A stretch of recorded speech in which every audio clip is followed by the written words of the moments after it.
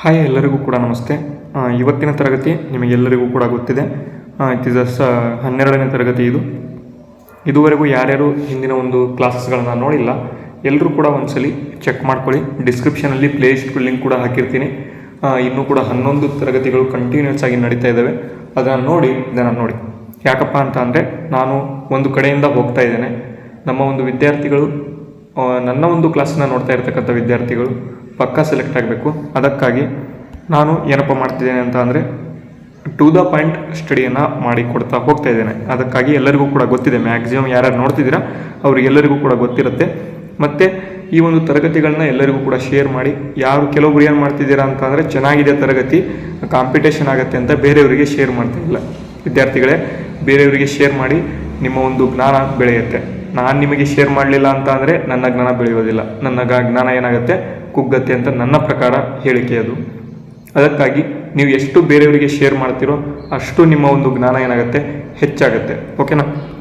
ಈಗ ಡೈರೆಕ್ಟಾಗಿ ಬನ್ನಿ. ಅದಕ್ಕಿಂತ ಮುಂಚಿತವಾಗಿ ತುಂಬ ಜನ ಬರೀ ಇದನ್ನೇ ಕೇಳ್ತಾ ಇರ್ತೀರ, ಸರ್ ಬ್ಯಾಚ್ ಯಾವ ರೀತಿ ತೊಗೋಬೇಕು ಅಂತ ನೋಡಿ. ಮತ್ತು ಇನ್ನೂ ಕೆಲವರು ಕೇಳ್ತಾ ಇರ್ತೀರ, ಸರ್ ಪೇಮೆಂಟ್ ಆದಮೇಲೆ ನಮಗೆ PDF ಹೇಗೆ ಸಿಗುತ್ತೆ ಅಂತ.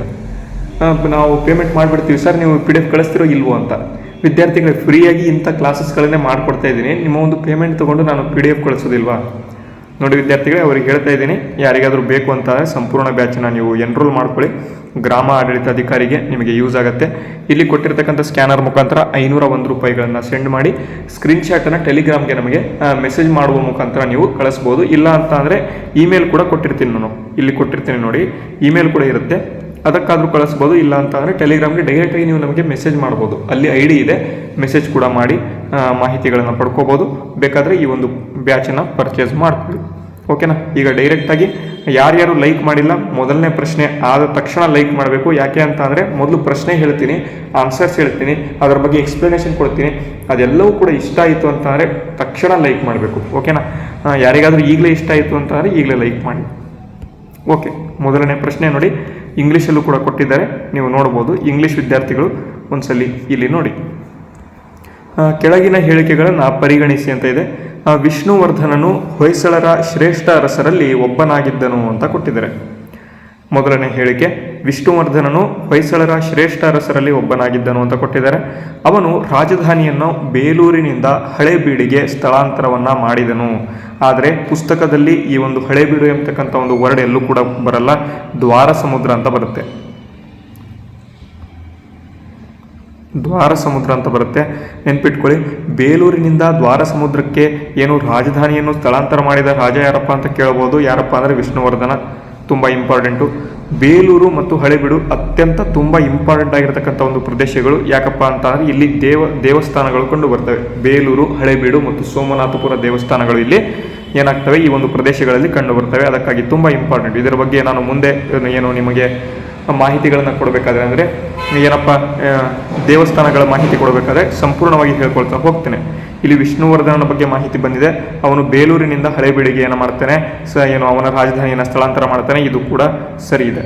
ಅದೇ ರೀತಿ ಮೂರನೇದು ನೋಡಿ, ಅವನು ತಲಕಾಡಿನ ಯುದ್ಧದಲ್ಲಿ ಚೋಳರನ್ನ ಸೋಲಿಸಿದನು ಅಂತ ಕೊಟ್ಟಿದ್ದಾರೆ. ನೋಡಿ, ನೀವು ತಲಕಾಡು ಅಂತ ಬಂದಾಗ ಇದು ಮೈಸೂರು ಜಿಲ್ಲೆಯಲ್ಲಿ, ಪ್ರಸ್ತುತವಾಗಿ ಮೈಸೂರು, ಮಂಡ್ಯ ಪ್ರದೇಶದ ಜಿಲ್ಲೆಗಳಲ್ಲಿ ಇದು ಕಂಡುಬರುತ್ತೆ. ತಲಕಾಡು ಎಂಬತಕ್ಕಂಥ ಪ್ರದೇಶ. ತಲಕಾಡಿನ ಗಂಗರು ಅಂತ ಪ್ರಸಿದ್ಧರಾಗಿರ್ತಕ್ಕಂಥವ್ರು. ಆದರೆ ತಲಕಾಡು ಎಂಬತಕ್ಕಂಥದ್ದು ಚೋಳರ ಮತ್ತು ಇಲ್ಲಿ ಹೊಯ್ಸಳರ ನಡುವೆ ಅತ್ಯಂತ ಏನಾಗಿತ್ತು ಅಂತ ಅಂದರೆ ಜಗಳ ಅಥವಾ ಇಲ್ಲಿ ಯುದ್ಧಗಳ ಸಂದರ್ಭದಲ್ಲಿ ಈ ಒಂದು ತಲಕಾಡು ಪ್ರದೇಶ ಮಧ್ಯಕ್ಕೆ ಇತ್ತು. ಅದಕ್ಕಾಗಿ ಈ ಒಂದು ತಲಕಾಡು ಪ್ರದೇಶ ಚೋಳರ ಒಂದು ಕೈಯಲ್ಲಿ ಇತ್ತು. ಅದನ್ನು ವಿಷ್ಣುವರ್ಧನ ಏನು ಮಾಡ್ತಾನೆ, ಇದರ ಮೇಲೆ ಏನಪ್ಪ ಯುದ್ಧವನ್ನು ಸಾರಿ ತಲಕಾಡನ್ನು ತನ್ನದನ್ನು ಮಾಡ್ಕೊಳ್ತಾನೆ. ಹಾಗಾಗಿ ಇವನು ತಲಕಾಡು ಯುದ್ಧದಲ್ಲಿ ಚೋಳರನ್ನ ಸೋಲಿಸಿದನು ಅಂತ ಕೊಟ್ಟಿದ್ದಾರೆ. ಹೌದು, ಇದು ಕೂಡ ಸರಿ. Option D is the right answer. ಅರ್ಥ ಆಯ್ತಾ? ನಿಮಗೆ ಅರ್ಥ ಇದ್ದರೆ ಈಗ ವಿಡಿಯೋ ಇಷ್ಟ ಆದರೆ ಲೈಕ್ ಮಾಡಿ. ಓಕೆನಾ? ಕಮೆಂಟ್ ಮಾಡಬೇಕು. ಕೊನೆಯಲ್ಲಿ ನಾನು ಒಂದು ಪ್ರಶ್ನೆ ನಿಮಗೆ ಅಂತಲೇ ಕೊಡ್ತೇನೆ, ಕಮೆಂಟ್ ಮಾಡೋದಕ್ಕೆ ಎಲ್ಲರೂ ಕೂಡ ಕಮೆಂಟ್ ಮಾಡಬೇಕು. ಓಕೆನಾ? ಮುಂದಿನ ಪ್ರಶ್ನೆ ನೋಡಿ, ಇಂಗ್ಲೀಷಲ್ಲಿದೆ, ನೋಡ್ಕೊಳ್ಳಿ. ಕೆಳಗಿನ ಹೇಳಿಕೆಗಳನ್ನು ಪರಿಗಣಿಸಿ ಅಂತ ಕೊಟ್ಟಿದ್ದಾರೆ. ಹೊಯ್ಸಳ ದೇವಾಲಯಗಳು ಮುಖ್ಯವಾಗಿ ಸೋಪ್ ಸ್ಟೋನ್ ಅಥವಾ ಮೃದುವಾದ ಕಲ್ಲುಗಳನ್ನು ಬಳಸಿ ನಿರ್ಮಾಣ ಮಾಡಲಾಗಿದೆ ಅಂತ ಕೇಳಿದ್ದಾರೆ. ಹೊಯ್ಸಳರು ದೇವಾಲಯಗಳನ್ನು ಪ್ರಮುಖವಾಗಿ ಸೋಪ್ ಸ್ಟೋನ್ ಅಥವಾ ಮೃದುವಾದ ಕಲ್ಲುಗಳನ್ನು ಬಳಸಿ ನಿರ್ಮಾಣ ಮಾಡಲಾಗಿದೆ ಅಂತ ಮೊದಲನೇ ಹೇಳಿಕೆ. ಓಕೆನಾ? ಮೃದುವಾದ ಕಲ್ಲು ಅಂತ ಬರೋದಾದರೆ, ಮೃದುವಾದ ಕಲ್ಲು ಅಂತಂದರೆ ಸೋಪ್ ಸ್ಟೋನ್ ಅಂತ ಕರೀತಾರೆ. ಇಂಗ್ಲೀಷಲ್ಲಿ ಇದೆ ನೋಡಿ. Hoysala temples were mainly build using soap stone ಅಂತ. ಈ ವರ್ಡ್ ತುಂಬ ಇಂಪಾರ್ಟೆಂಟು, ತುಂಬ ಎಕ್ಸಾಮ್ಸಲ್ಲಿ ಈ ಒಂದು ವರ್ಡ್ ಬಂದಿದೆ. ಓಕೆನಾ, ಮೃದುವಾದ ಕಲ್ಲು ಅಂತ ಕರೀತಾರೆ, ಇದರಿಂದ ನಿರ್ಮಾಣ ಆಗಿದೆ ಅಂತ. ಓಕೆನಾ, ನೆಕ್ಸ್ಟ್ ನಕ್ಷತ್ರಾಕಾರದ ಪೀಠವು ಹೊಯ್ಸಳ ದೇವಾಲಯಗಳ ಪ್ರಮುಖ ಲಕ್ಷಣವಾಗಿದೆ ಅಂತ ಕೊಟ್ಟಿದ್ದಾರೆ. ನೀವೇನಾದರೂ ಬೇಲೂರು ದೇವಸ್ಥಾನಕ್ಕೆ ನೀವು ಹೋಗಿರಿ ಅಂತಂದರೆ, ಇಲ್ಲಿ ಬೇಲೂರು ದೇವಸ್ಥಾನ ಇದೆ ಅಂತ ಅಂದ್ಕೊಳ್ಳಿ, ಇದು ದೇವಸ್ಥಾನ. ಓಕೆನಾ, ಇದು ದೇವಸ್ಥಾನ, ಅದರ ಕೆಳಗೆ ಜಗುಲಿ ಇರುತ್ತೆ. ಈ ಒಂದು ಜಗುಲಿ ಏನಿದೆ ಈ ರೀತಿಯಾಗಿದೆ, ನಕ್ಷತ್ರಾಕಾರದಲ್ಲಿ ಕಂಡುಬರುತ್ತೆ. ಅದಕ್ಕಾಗಿ ನಕ್ಷತ್ರಾಕಾರದ ಪೀಠವು ಹೊಯ್ಸಳ ದೇವಸ್ಥಾನದ ಪ್ರಮುಖ ಲಕ್ಷಣವಾಗಿದೆ ಅಂತ ಕೊಟ್ಟಿದ್ದಾರೆ. ಇದು ಕೂಡ ಸರಿ ಇದೆ, ಆಪ್ಷನ್. ನೆಕ್ಸ್ಟು, ಅವರ ದೇವಾಲಯಗಳು ಸೂಕ್ಷ್ಮ ಶಿಲ್ಪಕಲೆಗೆ ಪ್ರಸಿದ್ಧವಾಗಿವೆ. ವಿದ್ಯಾರ್ಥಿಗಳೇ, ನೀವು ಏನಾದರೂ ಹೋಗಿ ಬೇಲೂರಿನ ಒಂದು ಚೆನ್ನಕೇಶವ ದೇವಾಲಯವನ್ನು ನೋಡಿಬಿಟ್ರೆ ಯಾವ ರೀತಿ ಇದೆ ಅಂತ ಅಂದರೆ, ಅಲ್ಲಿ ಕಂಬಗಳು ಇರ್ತಾವಲ್ವ, ದೇವಸ್ಥಾನ ಅಂತ ಅಂದ್ಕೊಳ್ಳಿ. ಈ ಒಂದು ದೇವಸ್ಥಾನದಲ್ಲಿ ಈ ರೀತಿ ಕಂಬಗಳನ್ನು ಕೊಟ್ಟಿರ್ತಾರೆ. ಈ ಒಂದು ಕಂಬಗಳಲ್ಲಿ ಈ ಒಂದು ಜಾಗದಲ್ಲಿ ನೀವು ನೋಡ್ಬೋದು, ಇಂಥ ಒಂದು ಜಾಗದಲ್ಲಿ ಸಣ್ಣ ಸಣ್ಣ ಸಣ್ಣ ಸಣ್ಣ ಏನು ಮಾಡಿದ್ದಾರೆ ಅಂತಂದರೆ, ಆನೆಗಳನ್ನಾಗಿರ್ಬೋದು ಅಥವಾ ಕುದುರೆಗಳನ್ನಾಗಿರ್ಬೋದು ಅಥವಾ ಚಕ್ರಗಳನ್ನಾಗಿರ್ಬೋದು, ಎಷ್ಟು ಚೆನ್ನಾಗಿ ಅವರು ಕಾರ್ವಿಂಗ್ ಮಾಡಿದ್ದಾರೆ ಅಂತ ಅಂದರೆ, ಪ್ರಸ್ತುತ ಆ ಒಂದು ಸಂದರ್ಭದಲ್ಲಿ ಆ ಕಲ್ಲಿನ ಮೇಲೆನೆ ಅಷ್ಟು ಚೆನ್ನಾಗಿ ಕಾರ್ವಿಂಗ್ ಮಾಡಿದಾರಲ್ವ, ಅದನ್ನು ಈ ಒಂದು ಸಂದರ್ಭದಲ್ಲಿ ಅಂದರೆ 2026ರಲ್ಲಿ ಈ ರೀತಿ ಮಾಡೋದಕ್ಕೆ ಪಕ್ಕಾ ಸಾಧ್ಯವಿಲ್ಲ ವಿದ್ಯಾರ್ಥಿಗಳೇ. ಅಂತಹ ಸೂಕ್ಷ್ಮ ಶಿಲ್ಪಕಲೆಗೆ ಪ್ರಸಿದ್ಧವಾಗಿರ್ತಕ್ಕಂಥದ್ದು ಯಾವುದು? ಈ ಒಂದು ಹೊಯ್ಸಳರ ಒಂದು ದೇವಸ್ಥಾನಗಳು. ಓಕೆನಾ, ಹಾಗಾದರೆ ಯಾವುದು ಆಪ್ಷನ್ ಇಲ್ಲಿ ಸರಿ? 1, 2, 3 ಕೂಡ ಸರಿ ಇದೆ. Option D is the right answer. ವಿದ್ಯಾರ್ಥಿಗಳೇ, ಕೆಲ ದಿನದಿಂದ ಕ್ಲಾಸಸ್ಗಳು 2 ದಿನ ಕ್ಲಾಸ್ ಬಂದಿರಲಿಲ್ಲ. ಯಾಕಪ್ಪ ಅಂತಂದರೆ ಹುಷಾರಿರಲಿಲ್ಲ, ಇನ್ನೂ ಕೂಡ ಹುಷಾರಿಲ್ಲ ವಿದ್ಯಾರ್ಥಿಗಳೇ. ಆದರೂ ಕೂಡ ನಾನು ಏನು ಮಾಡ್ತಿದ್ದೇನೆ, ನಿಮಗೆ ಇದಾಗಬಾರ್ದು ಅಂತ ಕ್ಲಾಸಸ್ಗಳನ್ನು ಕಂಟಿನ್ಯೂ ಮಾಡ್ಕೊಳ್ತಾ ಹೋಗ್ತಾ ಇದ್ದೇನೆ. ನಮ್ಮ ಒಂದು ವಿದ್ಯಾರ್ಥಿಗಳಿಗೆ ಯೂಸ್ ಆಗಲೇಬೇಕು ಅಂತ. ಓಕೆನಾ, ಮುಂದಿನ ಪ್ರಶ್ನೆ ನೋಡಿ, ಕೆಳಗಿನ ಹೇಳಿಕೆಗಳನ್ನು ಪರಿಗಣಿಸಿ ಅಂತ ಕೊಟ್ಟಿದ್ದಾರೆ. ಚೆನ್ನಕೇಶವ ದೇವಾಲಯವು ಬೇಲೂರಿನಲ್ಲಿ ಕಂಡುಬರುತ್ತೆ ಅಂತ ಇಲ್ಲಿ ಮೊದಲನೇ ಹೇಳಿಕೆ. ಇದನ್ನು ವಿಷ್ಣುವರ್ಧನನು ನಿರ್ಮಾಣ ಮಾಡಿದನು ಅಂತ ಕೊಟ್ಟಿದ್ದಾರೆ. ಇದನ್ನು ಚೋಳರ ಮೇಲಿನ ವಿಜಯದ ಸ್ಮರಣಾರ್ಥವಾಗಿ ನಿರ್ಮಾಣ ಮಾಡಲಾಯಿತು. ನೋಡಿ ವಿದ್ಯಾರ್ಥಿಗೆ, ಬೇಲೂರಿನ ಚೆನ್ನಕೇಶವ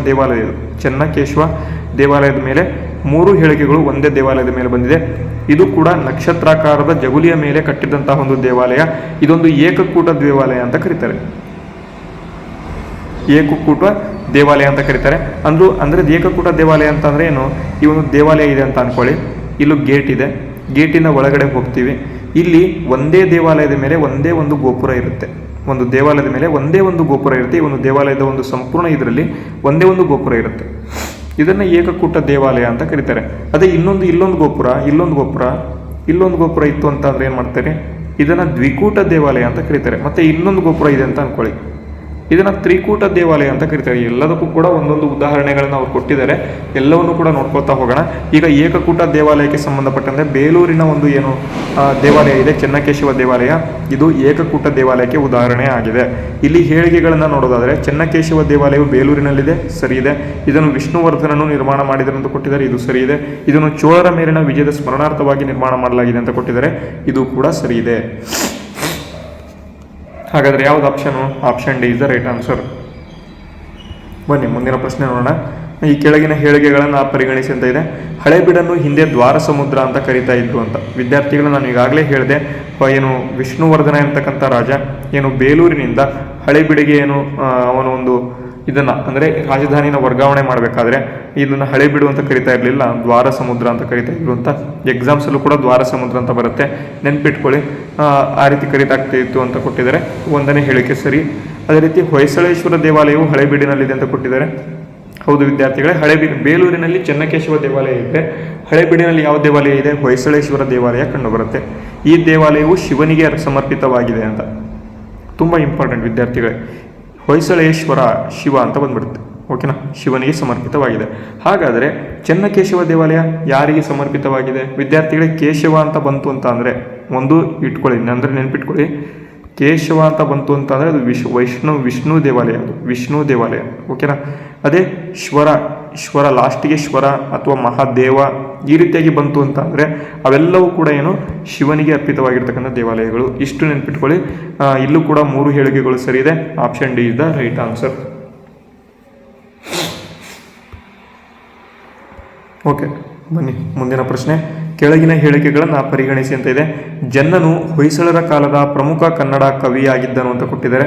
ವೆರಿ ವೆರಿ ಇಂಪಾರ್ಟೆಂಟು. ಜನ್ನ ಎಂಬತಕ್ಕಂಥ ಕವಿ ಇವನ ಬಗ್ಗೆ ತುಂಬ ಕೇಳ್ತಾರೆ. ಮತ್ತು ಜನ್ನನು ಕನ್ನಡದ ಕವಿಯಾಗಿರ್ತಾನೆ.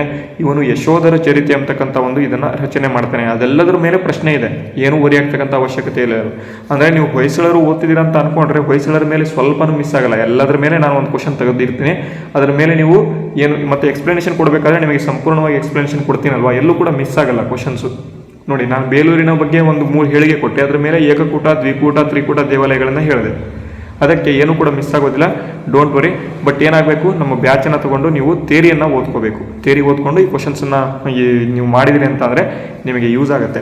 ಜನ್ನನು ಹೊಯ್ಸಳರ ಕಾಲದ ಪ್ರಮುಖ ಕನ್ನಡ ಕವಿಯಾಗಿದ್ದನು ಅಂತ ಕೊಟ್ಟಿದ್ದಾರೆ, ಹೇಳಿಕೆ ಸರಿ. ಹರಿಹರನು ಗಿರಿಜಾ ಕಲ್ಯಾಣವನ್ನು ರಚನೆ ಮಾಡಿದನು. ನೋಡಿ ವಿದ್ಯಾರ್ಥಿಗಳೇ, ಗಿರಿಜಾ ಕಲ್ಯಾಣ ಅಂತ ಬರುತ್ತೆ. ಗಿರಿಜಾ ಕಲ್ಯಾಣ ಅಂತಂದರೆ ಏನು ವಿದ್ಯಾರ್ಥಿಗಳೇ? ಈ ಒಂದು ಹರಿಹರ ಎಂಬತಕ್ಕಂಥ ವ್ಯಕ್ತಿ, ಇವನನ್ನು ರಗಳೆ ಕವಿ ಅಂತ ಕರೀತಾರೆ. ರಗಳೆ ಕವಿ, ನೀವು 10ನೇ ತರಗತಿ ಓದಬೇಕಾದ್ರೆ ರಗಳೆಯನ್ನು ಓದಿರ್ತೀರ. ಷಟ್ಪದಿ ಆಗಿರ್ಬೋದು, ರಗಳೆ ಆಗಿರ್ಬೋದು, ಇವೆಲ್ಲವೂ ಕೂಡ ಓದಿರ್ತೀರ. ಈ ಹರಿಹರನು ಏನು ಮಾಡ್ತಾನೆ, ಗಿರಿಜಾ ಕಲ್ಯಾಣ ಎಂಬತಕ್ಕಂಥ ರಚನೆ ಮಾಡ್ತಾನೆ.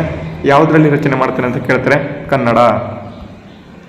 ಇವನು ಕೂಡ ಕನ್ನಡ ಕವಿಯಾಗಿರ್ತಾನೆ ಹರಿಹರ, ಅದಕ್ಕಾಗಿ ನೆನ್ಪಿಟ್ಕೊಳ್ಳಿ. ನೆಕ್ಸ್ಟು ರಾಘವಾಂಕನು ಹರಿಶ್ಚಂದ್ರ ಕಾವ್ಯವನ್ನು ರಚನೆ ಮಾಡಿದ್ದಾನೆ ಅಂತ ಕೊಟ್ಟಿದ್ದಾರೆ. ರಾಘವಾಂಕವನ್ನು ಷಟ್ಪದಿ ಬ್ರಹ್ಮ ಅಂತಲೇ ಕರೀತಾರೆ. ಷಟ್ಪದಿಯ ಬ್ರಹ್ಮ ಅಂತ ಕನ್ನಡ ಎಕ್ಸಾಮ್ಸಲ್ಲಿ ಕೇಳ್ಬೋದು. ಷಟ್ಪದಿಯ ಬ್ರಹ್ಮ ಎಂದು ಯಾರನ್ನು ಕರೆಯುತ್ತಾರೆ ಅಂತ. ಇವೆಲ್ಲವೂ ಕೂಡ ತುಂಬ ಇಂಪಾರ್ಟೆಂಟು ಕನ್ನಡ ಎಕ್ಸಾಮ್ಸಲ್ಲಿ. ಬಟ್ ನಾನು GK ಮಾಡ್ತಿದ್ದೇನೆ, GKಯಲ್ಲೂ ಕೂಡ ಇವೆಲ್ಲ ಬರ್ಬೋದು, ಅದಕ್ಕಾಗಿ ನೆನ್ಪಿಟ್ಕೊಳ್ಳಿ. ರಾಘವಾಂಕನು ಹರಿಶ್ಚಂದ್ರ ಕಾವ್ಯವನ್ನು ರಚನೆ ಮಾಡಿದ್ದಾನೆ ಅಂತ ಕೊಟ್ಟಿದ್ದಾರೆ, ಇದು ಕೂಡ ಸರಿ. ಗಿರಿಜಾ ಕಲ್ಯಾಣವನ್ನು ಹರಿಹರ ರಚನೆ ಮಾಡಿದ್ದಾನೆ ಅಂತ ಕೊಟ್ಟಿದ್ದಾರೆ, ಇದು ಕೂಡ ಸರಿ. ಜನ್ನನು ಹೊಯ್ಸಳರ ಕಾಲದ ಪ್ರಮುಖ ಕನ್ನಡ ಕವಿಯಾಗಿದೆ ಅಂತ ಕೊಟ್ಟಿದ್ದಾರೆ, ಇದು ಕೂಡ ಸರಿ. ಹಾಗಾಗಿ option D is the right answer. ಬನ್ನಿ ಮುಂದಿನ ಪ್ರಶ್ನೆ ನೋಡೋಣ. ಏನು ಕೆಳಗಿನ ಹೇಳಿಕೆಗಳನ್ನು ಪರಿಗಣಿಸಿ ಅಂತ ಕೊಟ್ಟಿದ್ದಾರೆ. ರಾಮಾನುಜಾಚಾರ್ಯರು ವಿಷ್ಣುವರ್ಧನನ ಮೇಲೆ ಪ್ರಭಾವ ಬೀರಿದರು ಅಂತ ಕೊಟ್ಟಿದ್ದಾರೆ. ನೋಡಿ ವಿದ್ಯಾರ್ಥಿಗಳೇ, ಚೋಳರು ಏನು ಮಾಡ್ತಾರೆ, ಈ ಒಂದು ರಾಮಾನುಜಾಚಾರ್ಯರನ್ನು ಓಡಿಸ್ಬಿಡ್ತಾರೆ. ಆ ಒಂದು ತಮಿಳುನಾಡು ಅಥವಾ ಆ ಒಂದು ಇದರಲ್ಲಿ ಏನು ಜಾಗದಲ್ಲಿ ಇರ್ತಾರೆ ಅವರನ್ನು, ಮತ್ತು ಶ್ರೀಲಂಕಾದಿಂದ ಅವೆಲ್ಲ ಕಡೆಯಿಂದ ಓಡಿಸ್ಬಿಡ್ತಾರೆ. ಅದಕ್ಕಾಗಿ ರಾಮಾನುಜಾಚಾರ್ಯರು ಏನು ಮಾಡ್ತಾರೆ, ಹೊಯ್ಸಳ ಒಂದು ವಿಷ್ಣುವರ್ಧನ ಏನು ಆಳ್ವಿಕೆ ಮಾಡುವ ಸಂದರ್ಭದಲ್ಲಿ ವಿಷ್ಣುವರ್ಧನನ ಆಸ್ಥಾನಕ್ಕೆ ಇವನು ಬರ್ತಾನೆ. ರಾಮಾನುಜಾಚಾರ್ಯರು ಬಂದು ಏನು ಮಾಡ್ತಾರಪ್ಪ ಅಂತಂದರೆ, ಈ ಒಂದು ವಿಷ್ಣುವರ್ಧನ ಇದುವರೆಗೂ ಜೈನ ಇದನ್ನು ನಡೆಸ್ತಾ ಇರ್ತಾನೆ, ಅಥವಾ ಜೈನಿಸಮನ್ನು ಇವನು ಒಪ್ಕೊಂಡಿರ್ತಾನೆ. ಬಟ್ ರಾಮಾನುಜಾಚಾರ್ಯರು ಬಂದ ಮೇಲೆ ಇವನು ವೈಷ್ಣವಿಸಮ್ಗೆ ಏನು ಮಾಡ್ತಾನೆ, ಕನ್ವರ್ಟ್ ಆಗ್ತಾನೆ. ಓಕೆನಾ, ಅದರ ಬಗ್ಗೆ ಮಾಹಿತಿಗಳನ್ನು ಕೊಡಲಾಗ್ತದೆ. ನೋಡೋಣ. ರಾಮಾನುಜಾಚಾರ್ಯರು ವಿಷ್ಣುವರ್ಧನನ ಮೇಲೆ ಪ್ರಭಾವವನ್ನು ಬೀರಿದರು ಅಂತ ಕೊಟ್ಟಿದ್ದಾರೆ. ಮೊದಲನೇ ಹೇಳಿಕೆ ಸರಿ. ವಿಷ್ಣುವರ್ಧನನು ವೈಷ್ಣವ ಧರ್ಮವನ್ನು ಸ್ವೀಕಾರ ಮಾಡಿದನು ಅಂತ ಕೊಟ್ಟಿದ್ದಾರೆ, ಇದು ಕೂಡ ಸರಿ. ಬೇಲೂರಿನ ಚೆನ್ನಕೇಶವ ದೇವಾಲಯವು ಈ ಪ್ರಭಾವವನ್ನು ಪ್ರತಿಬಿಂಬ ಮಾಡುತ್ತದೆ ಅಂತ ಕೊಟ್ಟಿದ್ದಾರೆ, ಇದು ಕೂಡ ಸರಿ. ಯಾಕಪ್ಪ ಅಂತಾರೆ, ಬೇಲೂರಿನ ಚೆನ್ನಕೇಶವ ದೇವಾಲಯ ಒಂದು ವಿಷ್ಣು ದೇವಾಲಯ ಆಗಿದೆ, ಅದಕ್ಕಾಗಿ ಇದು ಕೂಡ ಸರಿಯಾಗುತ್ತೆ. Option D is the right answer. ಓಕೆನಾ, ಮುಂದಿನ ಪ್ರಶ್ನೆಗೆ ಹೋಗೋಣ. ಓಕೆ, ಮುಂದಿನ ಪ್ರಶ್ನೆ ನೋಡಿ. ಕೆಳಗಿನ ಹೇಳಿಕೆಗಳನ್ನು ಪರಿಗಣಿಸಿ ಅಂತ ಕೊಟ್ಟಿದ್ದಾರೆ. ಹೊಯ್ಸಳೇಶ್ವರ ದೇವಾಲಯವು ಹಳೇಬೀಡಿನಲ್ಲಿದೆ. ಇದು ಶಿವನಿಗೆ ಸಮರ್ಪಿತವಾಗಿರ್ತಕ್ಕಂಥ ದೇವಾಲಯ ಆಗಿದೆ. ಅವಳಿ ದೇವಾಲಯ, ಅವಳಿ ಅಂತಂದ್ರೆ ಏನು, ದ್ವಿಕೂಟ ದೇವಾಲಯ. ಅದರ ಬಗ್ಗೆ ನಾನು ಮುಂದೆ ಮಾಹಿತಿಗಳನ್ನು ಕೊಡ್ಕೊಳ್ತಾ ಹೋಗ್ತೇನೆ. ಓಕೆನಾ. ಇದು ಸೂಕ್ಷ್ಮ ಶಿಲ್ಪಕಲೆಗೆ ಪ್ರಸಿದ್ಧವಾಗಿದೆ, ಇದು ಕೂಡ ಸರಿದೆ. ಸೂಕ್ಷ್ಮ ಶಿಲ್ಪಕಲೆ ನಾನು ಈಗಾಗಲೇ ಹೇಳಿದ್ದೇನೆ. 3 ಕೂಡ ಇಲ್ಲಿ ಹೇಳಿಕೆ ಸರಿಯಾಗಿಬಿಡುತ್ತೆ. Option D is the right answer. ಅದೇ ರೀತಿ ಬನ್ನಿ ಮುಂದಿನ ಹೇಳಿಕೆ. ಹೊಯ್ಸಳ ದೇವಾಲಯಗಳು ಸಾಮಾನ್ಯವಾಗಿ ಜಗತಿ ಅಥವಾ ಏನಪ್ಪ ಅಂತ, ಇಲ್ಲಿ ದೇವಾಲಯ ಇಲ್ಲಿ ಮೇಲ್ಕಂಡು ಬಂದರೆ ಅದರ ಕೆಳಗೆ ಒಂದು ಜಗತ್ತಿಯನ್ನು ಕಟ್ಟಿರ್ತಾರೆ ಅಂತ.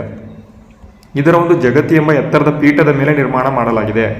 ಈ ಒಂದು ಜಗತಿ ಎಂಬತಕ್ಕಂಥ ಪೀಠದ ಮೇಲೆ ನಿರ್ಮಾಣ ಮಾಡಿದ್ದಕ್ಕೆ ಏನಾಗೋದಿಲ್ಲ ನೋಡಿ ವಿದ್ಯಾರ್ಥಿಗಳೇ, ಮಳೆ ಬಂದಾಗ ನೀರು ದೇವಾಲಯದ ಒಳಗೆ ಬರೋದಿಲ್ಲ, ಅದು ದೇವಾಲಯದ ಒಳಗೆ ಬರೋದಿಲ್ಲ. ಮತ್ತು ಇಲ್ಲಿ ಅಪ್ಸೈಡಲ್ಲಿ ಇರುತ್ತೆ. ಏನೇ ಬಂದರೂ ಕೂಡ ಈ ಒಂದು ಜಗತಿ ಮೇಲೆ ದೇವಾಲಯವನ್ನು ಕಟ್ಟಿದಾಗ ಏನು ಬಂದರೂ ಕೂಡ ಈ ಒಂದು ದೇವಾಲಯ ಫುಲ್ ಪ್ರೊಟೆಕ್ಷನಲ್ಲಿ ಅಥವಾ ಫುಲ್ ರಕ್ಷಣೆಯಲ್ಲಿ ಕಂಡು ಬರುತ್ತೆ. ಅದಕ್ಕಾಗಿ ಈ ಒಂದು ಪೀಠದ ಮೇಲೆ ಏನಪ್ಪ ಮಾಡಿದ್ದಾರೆ, ನಿರ್ಮಾಣವನ್ನು ಮಾಡಲಾಗಿದೆ. ಆಪ್ಷನ್ 1 ಸರಿ. ಸೂಕ್ಷ್ಮ ಶಿಲ್ಪಗಳನ್ನು ಕೆತ್ತಲು ಸೋಪ್ ಸ್ಟೋನನ್ನು ವ್ಯಾಪಕವಾಗಿ ಬಳಸಲಾಗಿದೆ. ಮೃದುಕಲ್ಲನ್ನು ಏನು ಮಾಡಿದ್ದಾರೆ, ಈ ಒಂದು ಸೋಪ್ ಸ್ಟೋನನ್ನು ಏನು ಮಾಡಿದ್ದಾರೆ, ವ್ಯಾಪಕವಾಗಿ ಬಳಸಿದ್ದಾರೆ ಸೂಕ್ಷ್ಮ ಶಿಲ್ಪಗಳನ್ನು ಮಾಡೋದರಲ್ಲಿ ಅಂತ ಕೊಟ್ಟಿದ್ದಾರೆ. 3ನೇ ಹೇಳಿಕೆ ನೋಡಿ. ಹೆಚ್ಚಿನ ಹೊಯ್ಸಳ ದೇವಾಲಯಗಳು ವೇಸರ ಶೈಲಿಯನ್ನು ಅನುಸರಿಸುತ್ತವೆ. ವಿದ್ಯಾರ್ಥಿಗಳೇ, ಆಲ್ಮೋಸ್ಟ್ ಎಲ್ಲವೂ ಕೂಡ ವೇಸರ ಶೈಲಿ. ನೋಡಿ, ಬೇಲೂರಿನ ಚೆನ್ನಕೇಶವ ದೇವಾಲಯ ಯಾವ ಶೈಲಿಯಲ್ಲಿದೆ ಅಂತ ಕೇಳ್ಬೋದು. ಹಳೇಬೀಡಿನ ಒಂದು ಹೊಯ್ಸಳೇಶ್ವರ ದೇವಾಲಯ ಕೇಳ್ಬೋದು. ನೆಕ್ಸ್ಟು ಸೋಮನಾಥಪುರದ ಕೇಶವ ದೇವಾಲಯ ಕೇಳ್ಬೋದು. ಎಲ್ಲವೂ ಕೂಡ ಏನಪ್ಪ ಅಂತಂದರೆ ವೇಸರ ಶೈಲಿ. ಯಾವ್ಯಾವ ಶೈಲಿಗಳ ಒಂದು ಮಿಶ್ರಣ ಆಗಿದೆ ಅಂತ ಕೇಳ್ಬೋದು. ನಾಗರ ಶೈಲಿ, ಮತ್ತು ದ್ರಾವಿಡ ಶೈಲಿ. ಈ ಒಂದು ಎರಡರ ಮಿಶ್ರಣ ಏನಾಗಿದೆ ವೇಸರ ಶೈಲಿ ಅಂತ. ಇಷ್ಟು ನೆನಪಿರಲಿ. ಇಲ್ಲೂ ಕೂಡ 3 ಹೇಳಿಕೆಗಳು ಸರಿಯಾಗಿರ್ತವೆ. ಆಪ್ಷನ್ ಇಲ್ಲಿ D is the right answer. ಅದೇ ರೀತಿ ಬನ್ನಿ ಮುಂದಿನ ಪ್ರಶ್ನೆ ನೋಡೋಣ. ಜನ್ನನು ಹೊಯ್ಸಳರ ಆಸ್ಥಾನ ಕವಿಯಾಗಿದ್ದನು, ಸರಿ ಇದೆ. ಅವನು ಯಶೋಧರ ಚರಿತೆಯನ್ನು ರಚನೆ ಮಾಡಿದನು. ತುಂಬ ಇಂಪಾರ್ಟೆಂಟು, ಯಶೋಧರ ಚರಿತೆ ಅಂತಕ್ಕಂಥದ್ದು ತುಂಬ ಇಂಪಾರ್ಟೆಂಟು. ಯಶೋಧರ ಚರಿತೆಯನ್ನು ಇವನು ರಚನೆ ಮಾಡ್ತಾನೆ. ಆಪ್ಷನ್ 2 ಕೂಡ ಸರಿ. ಅವನಿಗೆ ಕವಿ ಚಕ್ರವರ್ತಿ ಎಂಬ ಬಿರುದು ಇತ್ತು. ನೋಡಿ, ಕವಿ ಚಕ್ರವರ್ತಿ ಅಂತ ಬಿರುದು ಕೊಟ್ಟಿದ್ರು. ಹಾಗಾದರೆ ಜನ್ನನು ಯಾರ ಆಸ್ಥಾನದಲ್ಲಿ ಕಂಡು ಬರ್ತಾನೆ ಅಂತ ಪ್ರಶ್ನೆ ಕೇಳಬಹುದು. ಯಾರ ಆಸ್ಥಾನದಲ್ಲಿ ಕಂಡು ಬರ್ತಾನೆ ನೋಡಿ ಹೇಳೋಣ. ಜನ್ನನು ಯಾವ ರಾಜನ ಆಸ್ಥಾನದಲ್ಲಿ ಕಂಡು ಬರ್ತಾನೆ? ನನ್ನ ಪ್ರಕಾರ ಬಲ್ಲಾಳ ಎಂಬತಕ್ಕಂಥ ರಾಜ ಬರ್ತಾನೆ. ಬಲ್ಲಾಳನ ಆಸ್ಥಾನದಲ್ಲಿ ಇರ್ತಾನೆ, ನೆನ್ಪಿಟ್ಕೊಳ್ಳಿ. ಓಕೆನಾ? ಇಲ್ಲಿ 3 ಹೇಳಿಕೆಗಳು ಏನಿದಾವೆ ಸರಿ ಇದ್ದಾವೆ. ಅದೇ ರೀತಿ ಬನ್ನಿ ಮುಂದಿನ ಪ್ರಶ್ನೆ. ಹೊಯ್ಸಳರ ಲಾಂಛನವು ಒಬ್ಬ ಯುವಕನು ಹುಲಿಯನ್ನು ಕೊಲ್ಲುತ್ತಿರುವ ದೃಶ್ಯವನ್ನು ಚಿತ್ರಣವನ್ನು ಇಲ್ಲಿ ಕೊಟ್ಟಿದೆ ಅಂತ. ಅಂದರೆ ಹೊಯ್ಸಳರು ಒಂದು ಲಾಂಛನ ಇರುತ್ತೆ. ಅಂದರೆ ಎಲ್ಲ ಏನು ರಾಜವಂಶಗಳಿಗೆ ಒಂದೊಂದು ಲಾಂಛನ ಇರುತ್ತೆ ಅಥವಾ ಮ್ಯಾಪ್ ಇರುತ್ತೆ. ಆ ಒಂದು ಏನು ಲಾಂಛನ ಧ್ವಜ ಏನಿರುತ್ತೆ ಅದರಲ್ಲಿ ಏನಪ್ಪ ಇದೆ ಅಂತಂದರೆ ಹೊಯ್ಸಳರ ಲಾಂಛನ ಏನಿದೆ ಒಬ್ಬ ಯುವಕನು ಹುಲಿಯನ್ನು ಕೊಲ್ಲುತ್ತಿರುವ ದೃಶ್ಯವನ್ನು ಚಿತ್ರಣ ಮಾಡಿದೆ ಅಂತ ಕೊಟ್ಟಿದ್ದಾರೆ. ಇದು ಸರಿ ಇದೆ. ಈ ಒಂದು ಲಾಂಛನವು ಹೊಯ್ಸಳ ಎಂಬತಕ್ಕಂಥ ಒಂದು ದಂತಕಥೆಯೊಂದಿಗೆ ಸಂಬಂಧ ಹೊಂದಿದೆ. ಹೌದು, ಇದು ಕೂಡ ಸರಿ ಇದೆ. ಈ ದಂತಕಥೆಯು ಸುದತ್ತಾಚಾರ್ಯ ಮುನಿಗಳೊಂದಿಗೆ ಸಂಬಂಧ ಹೊಂದಿದೆ. ಹೌದು ವಿದ್ಯಾರ್ಥಿಗಳೇ, ಸುದತ್ತಾಚಾರ್ಯ ಏನು ಮುನಿಗಳಿದ್ದಾರೆ ಅವರು ಏನು ಹೇಳ್ತಾರೆ ಅಂತಂದರೆ ಸಳನಿಗೆ ಹೊಯ್ಸಳ ಅಂತ ಕರೀತಾರೆ. ಅದಕ್ಕಾಗಿ ಅವನೇನು ಮಾಡ್ತಾನೆ, ಹುಲಿಯನ್ನು ಅವನು ಕೊಲ್ತಾನೆ ಅಂತ ಇಲ್ಲಿ ಮಾಹಿತಿಗಳನ್ನು ದಂತಕಥೆಯಲ್ಲಿ ಹೇಳ್ತಾರೆ. ಬಟ್ ಇದೆಷ್ಟು ಸರಿ ಎಷ್ಟು ತಪ್ಪು ಗೊತ್ತಿಲ್ಲ. ಬಟ್ ಈ ಒಂದು ಏನು ಧ್ವಜದಲ್ಲಿ ಇದು ಕಂಡುಬರುತ್ತೆ, ಲಾಂಛನದಲ್ಲಿ ಏನಿದೆ ಅದು ಕಂಡುಬರುತ್ತೆ. ಓಕೆನಾ? ಅದಕ್ಕಾಗಿ 3 ಹೇಳಿಕೆ ಸರಿ. Option D is the right answer. ಅದೇ ರೀತಿ ಮುಂದಿನ ಪ್ರಶ್ನೆ. ಬೇಲೂರು, ಹಳೇಬೀಡು ಮತ್ತು ಸೋಮನಾಥಪುರ ಈ 3 ಸೇರಿ ಹೊಯ್ಸಳರ ಪವಿತ್ರ ದೇವಾಲಯ ಸಮೂಹವನ್ನು ರೂಪಿಸುತ್ತವೆ ಅಂತ ಕೊಟ್ಟಿದ್ದಾರೆ. ನೋಡಿ ವಿದ್ಯಾರ್ಥಿಗಳು, 2023-24ರಲ್ಲಿ ಹೊಯ್ಸಳ ಟೆಂಪಲ್ಸನ್ನು ಯುನೆಸ್ಕೋ ವರ್ಲ್ಡ್ ಹೆರಿಟೇಜ್ ಸೈಟಲ್ಲಿ ಆ್ಯಡ್ ಮಾಡಿದ್ದಾರೆ. ಯುನೆಸ್ಕೋ ವಿಶ್ವ ಪರಂಪರೆ ಪಟ್ಟಿಯಲ್ಲಿ ಆ್ಯಡ್ ಮಾಡಿದ್ದಾರೆ. ಅದಕ್ಕಾಗಿ ನೆನಪಿಟ್ಕೊಳ್ಳಿ, ಬೇಲೂರು, ಹಳೇಬೀಡು ಮತ್ತು ಸೋಮನಾಥಪುರ ದೇವಸ್ಥಾನಗಳು ಸಮೂಹವನ್ನು ರೂಪಿಸುತ್ತವೆ ಎಂದು ಕೊಟ್ಟಿದ್ದಾರೆ. ಸರಿ ಇದೆ. ಈ ದೇವಾಲಯಗಳನ್ನು ಯುನೆಸ್ಕೋ ವಿಶ್ವ ಪರಂಪರೆ ಪಟ್ಟಿಗೆ ಸೇರಿಸಲಾಗಿದೆ. 2ನೇ ಹೇಳಿಕೆ ಇದು ಸರಿ ಇದೆ. ಈ 3 ದೇವಾಲಯಗಳು ಕರ್ನಾಟಕದಲ್ಲಿದೆ. ಅಂದರೆ ಈ ಪ್ರಶ್ನೆ ಎಲ್ಲಿ ಕೇಳಿದ್ದಾರೆ ನೋಡಿ ವಿದ್ಯಾರ್ಥಿಗಳು, ಯಾವುದೋ ಒಂದು ಗುಜರಾತ್ ಎಕ್ಸಾಮ್ಸಲ್ಲಿ ಅಥವಾ PSC ಎಕ್ಸಾಮ್ಸಲ್ಲಿ, ಉತ್ತರ ಪ್ರದೇಶ ಎಕ್ಸಾಮಲ್ಲಿ ಈ ಪ್ರಶ್ನೆಯನ್ನು ಕೇಳಿದ್ದಾರೆ. ಓಕೆನಾ? ಅದಕ್ಕಾಗಿ ನೆನ್ಪಿಟ್ಕೋಬೇಕು, ನಮಗೆ ಕರ್ನಾಟಕದವರು ಅಂತ ಬಂದಾಗ ಈ ಒಂದು ಹೊಯ್ಸಳರ ಒಂದು ಯುನೆಸ್ಕೋ ವಿಶ್ವ ಪರಂಪರೆ ಪಟ್ಟಿ ಯಾವ ವರ್ಷದಲ್ಲಿ ಸೇರಿದೆ ಇದು ಕೂಡ ತುಂಬ ಇಂಪಾರ್ಟೆಂಟ್ ಆಗುತ್ತೆ ಕರ್ನಾಟಕದವರಿಗೆ. ಅದಕ್ಕಾಗಿ ನೆನ್ಪಿಟ್ಕೊಳ್ಳಿ, 2023 ಇಲ್ಲಿ ಕೂಡ 3 ಹೇಳಿಕೆ ಸರಿ ಇದೆ. Option D is the right answer. ಅದೇ ರೀತಿ ಬನ್ನಿ ಮುಂದಿನ ಪ್ರಶ್ನೆ. ಹೊಯ್ಸಳರು ದೆಹಲಿ ಸುಲ್ತಾನರ ಪುನರಾವರ್ತಿತ ಆಕ್ರಮಣವನ್ನು ಎದುರಿಸಿದರು. ನೋಡಿ ವಿದ್ಯಾರ್ಥಿಗಳೇ, ವೀರಬಲ್ಲಾಳ 3 ಎಂಬತಕ್ಕಂಥವನು ಹೊಯ್ಸಳರನ್ನು ಆಳ್ವಿಕೆ ಮಾಡಬೇಕಾದ್ರೆ ಅಲ್ಲಾವುದ್ದೀನ್ ಖಿಲ್ಜಿಯ ಒಂದು ಏನಪ್ಪ ಅಂತ ಅಂದರೆ ಅವನು ಒಂದು ಆಸ್ಥಾನದಲ್ಲಿ ಇರ್ತಕ್ಕಂಥ ಒಂದು ಮಲ್ಲಿಕ್ ಕಾಫರ್ ಎಂಬತಕ್ಕಂಥವನು ಇಲ್ಲಿ ಏನು ಮಾಡ್ತಾನೆ, ಅಟ್ಯಾಕ್ ಮಾಡ್ತಾನೆ. ಅದು ಕೂಡ ಗೊತ್ತಿರಬೇಕು. ವೀರಬಲ್ಲಾಳ 3 ದೆಹಲಿ ಸುಲ್ತಾನರ ಒಂದು ಸೇನೆಗಳ ವಿರುದ್ಧ ಹೋರಾಡಿದನು ಅಂತ ಕೊಟ್ಟಿದ್ದಾರೆ. ಇದು ಕೂಡ ಸರಿ. ಹೊಯ್ಸಳರ ಪತನದ ನಂತರ ವಿಜಯನಗರ ಸಾಮ್ರಾಜ್ಯ ಏನಿದೆ ದಕ್ಷಿಣ ಭಾರತದ ಪ್ರಮುಖ ಶಕ್ತಿಯಾಗಿ ಹೊರಹೊಮ್ಮಿತು. ವಿದ್ಯಾರ್ಥಿಗಳೇ, ಹೊಯ್ಸಳರ ಪತನ ಅಂದರೆ ಕಲ್ಯಾಣಿ ಚಾಳುಕ್ಯರು ಮತ್ತು ಹೊಯ್ಸಳರ ಪತನದ ನಂತರ ಇಲ್ಲಿ ವಿಜಯನಗರ ಸಾಮ್ರಾಜ್ಯ ಮತ್ತು ಬಹುಮನಿ ಸುಲ್ತಾನರು ನಮ್ಮ ಒಂದು ದಕ್ಷಿಣ ಭಾರತದಲ್ಲಿ ಅತ್ಯಂತ ದೊಡ್ಡದಾಗಿ ಬೆಳೆದವು ಅಂತ ಇಲ್ಲಿ ಹೇಳಲಾಗ್ತದೆ. ಅದಕ್ಕಾಗಿ 3 ಹೇಳಿಕೆಗಳು ಸರಿ. Option D is the right answer. ವಿದ್ಯಾರ್ಥಿಗಳೇ, ಇಲ್ಲಿ ಎಲ್ಲವೂ ಕೂಡ ನೀವು ಆಪ್ಷನ್ ಸಿ ಯಾಕೆ ತಗೊಂಡು ಬಂದಿದ್ದೀರ ಅಂತ ಕೇಳ್ಬೋದು. ವಿದ್ಯಾರ್ಥಿಗಳು, ಇವು ಎಲ್ಲವೂ ಕೂಡ ತುಂಬ ಇಂಪಾರ್ಟೆಂಟ್. ಇದನ್ನು ನಾನು ಏನು ಮಾಡ್ಬೋದು, ಏನಪ್ಪ ಅಂತಂದರೆ ಇವರು ಮೊಘಲರೊಂದಿಗೆ ಪುನರಾವರ್ತಿತ ಆಕ್ರಮಣಗಳನ್ನು ಮಾಡಿದರು ಅಂತ ಒಂದೇ ಒಂದು ಇದನ್ನು ಆಪ್ಷನನ್ನು ತೆಗೆದುಬಿಟ್ರೆ ಓನ್ಲಿ 2 and 3 ಸರಿಯಾಗುತ್ತೆ. ಈ ರೀತಿಯಾಗಿ ನೀವು ಇದು ಮಾಡ್ಕೋಬೋದು, ಕ್ವಶನ್ಸನ್ನು ಬೇಕಾದರೆ ಹಿಂಗೆ ಬೇಕಾದರೂ ಫ್ರೇಮ್ ಮಾಡ್ಕೋಬೋದು. ಬಟ್ ಗೊತ್ತಿರಬೇಕು, ನಾನು ಟು ದ ಪಾಯಿಂಟ್ ಆನ್ಸರ್ ಮಾಡಬೇಕಾದ್ರೆ ಇದನ್ನು ಹೇಳ್ತೇನೆ. ಓಕೆನಾ? ಮುಂದಿನ ಹೇಳಿಕೆ ನೋಡಿ. ಏಕಕೂಟ ದೇವಾಲಯದಲ್ಲಿ ಒಂದು ಗರ್ಭಗುಡಿ ಮಾತ್ರ ಇರುತ್ತದೆ ಅಂತ ಕೊಟ್ಟಿದ್ದಾರೆ. ಇದರಲ್ಲಿ ಒಂದು ಮುಖ್ಯ ದೇವತೆಯ ಪ್ರತಿಷ್ಠೆ ಇರುತ್ತದೆ ಅಂತ ಕೊಟ್ಟಿದ್ದಾರೆ. ಬೇಲೂರಿನ ಚೆನ್ನಕೇಶವ ದೇವಾಲಯ ಏನಿದೆ ಏಕಕೂಟ ದೇವಾಲಯದ ಒಂದು ಉದಾಹರಣೆ ಆಗಿದೆ ಅಂತ ಕೊಟ್ಟಿದ್ದಾರೆ. ಹಾಗಾದರೆ ಯಾವ್ದು ಸರಿ?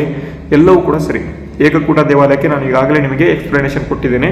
ಅದಕ್ಕೆ ಸಂಬಂಧಪಟ್ಟಂತೆ ಆಪ್ಷನ್ ಡಿ ಇಲ್ಲಿ ಸರಿಯಾದ ಉತ್ತರ ಆಗಿದೆ. ಕೊನೆಯ ಪ್ರಶ್ನೆ ಬಂತು ಅಂತ ಅಂದ್ಕೊಂಡಿದ್ದೀನಿ. ಓಕೆ, ಈ ಪ್ರಶ್ನೆಗೆ ಎಲ್ಲರೂ ಕೂಡ ಆನ್ಸರ್ ಮಾಡಬೇಕು. ನೋಡಿ, ಏಕಕೂಟ ದೇವಾಲಯ ಚೆನ್ನಕೇಶವ ದೇವಾಲಯ ಅಂತ ಕೊಟ್ಟಿದ್ದಾರೆ. ದ್ವಿಕೂಟ ದೇವಾಲಯ ಹಳೇಬೀಡಿನ ಹೊಯ್ಸಳೇಶ್ವರ ದೇವಾಲಯ ಅಂತ ಕೊಟ್ಟಿದ್ದಾರೆ. ತ್ರಿಕೂಟ ದೇವಾಲಯ ಸೋಮನಾಥಪುರ ಕೇಶವ ದೇವಾಲಯ ಅಂತ ಕೊಟ್ಟಿದ್ದಾರೆ. ಆಯ್ಕೆಗಳನ್ನು ಇಲ್ಲಿ ಕೊಟ್ಟಿದ್ದಾರೆ, ನೋಡ್ಬೋದು. ಇದಕ್ಕೆ ಸರಿಯಾದ ಉತ್ತರ ಏನಿದೆ ಎಲ್ಲರೂ ಕೂಡ ಕಮೆಂಟ್ ಬಾಕ್ಸ್ ಮೂಲಕ ಕಮೆಂಟ್ ಮಾಡಿ. ತುಂಬ ವಿದ್ಯಾರ್ಥಿಗಳು ಕೇಳ್ತಾ ಇದ್ರು, ಹಿಂದಿನ ಒಂದು ತರಗತಿಯಲ್ಲಿ ಮಾಡಿರತಕ್ಕಂಥ ಒಂದು ಕ್ವಶನ್ಸನ್ನು ನೆಕ್ಸ್ಟ್ ಕ್ಲಾಸಲ್ಲಿ ಹೇಳಿ ಅಂತ ಹೇಳ್ತಾ ಇದ್ರು.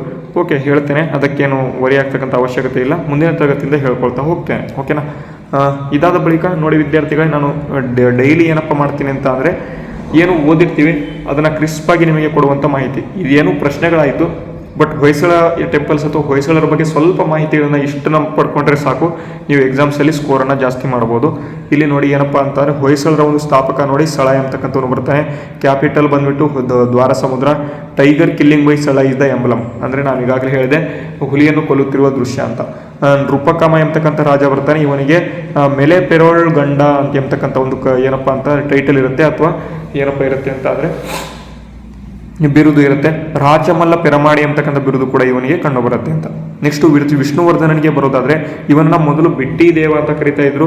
ನೆಕ್ಸ್ಟ್ ಇಲ್ಲಿ ಇವನ ಒಂದು ಕ್ಯಾಪಿಟಲ್ ಅನ್ನ ದ್ವಾರ ಸಮುದ್ರ ಅಥವಾ ಬೇಲೂರಿನಿಂದ ಹಳೇಬೀಡಿಗೆ ಇವನೇನು ಮಾಡ್ತಾನೆ, ಟ್ರಾನ್ಸ್ಫರ್ ಮಾಡ್ತಾನೆ.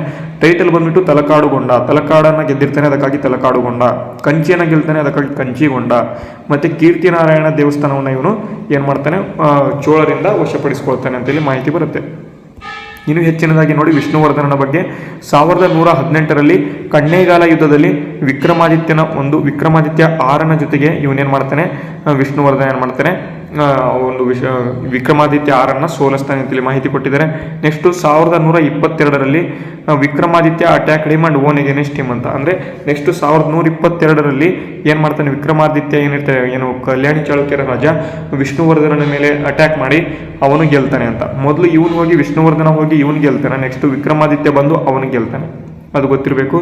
ನೆಕ್ಸ್ಟು ರಾಮಾನುಜಾಚಾರ್ಯರು ಏನು ಮಾಡ್ತಾರೆ, ಇವನ ಒಂದು ಆಸ್ಥಾನಕ್ಕೆ ಬಂದಿದ್ರು ಅಂತ ಕೊಟ್ಟಿದ್ದಾರೆ, ಇದು ಕೂಡ ಗೊತ್ತಿರಬೇಕು.